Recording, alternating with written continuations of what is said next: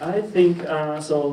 There are like different ways to look at it. First of all, if we're talking about not just truth but DeFi, because I come from DeFi right now, so I think there are, and DeFi has been the driving force at least like a couple of years ago, like for driving violence, and still like the financial products are most present.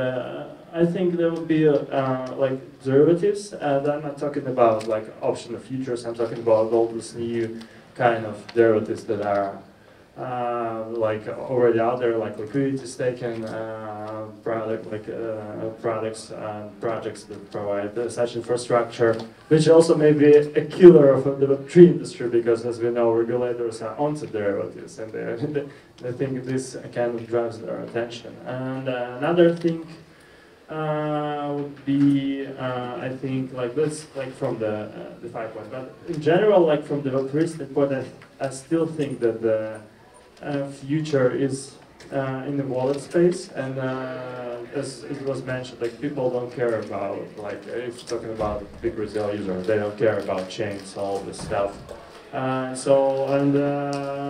that's why like we already see like a lot of projects that make wallets and wallets and more wallets, and you're like, why do they do more wallets? Because there is a big room there, I think, and I think once that's where like this user like experiments with the user experience taking place, and I think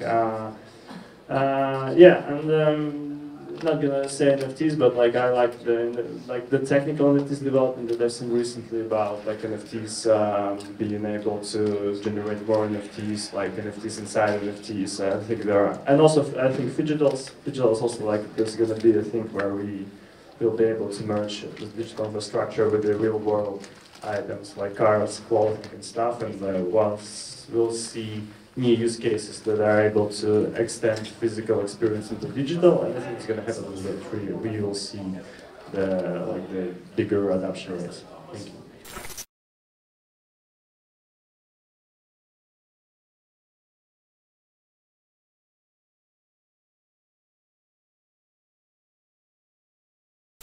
you.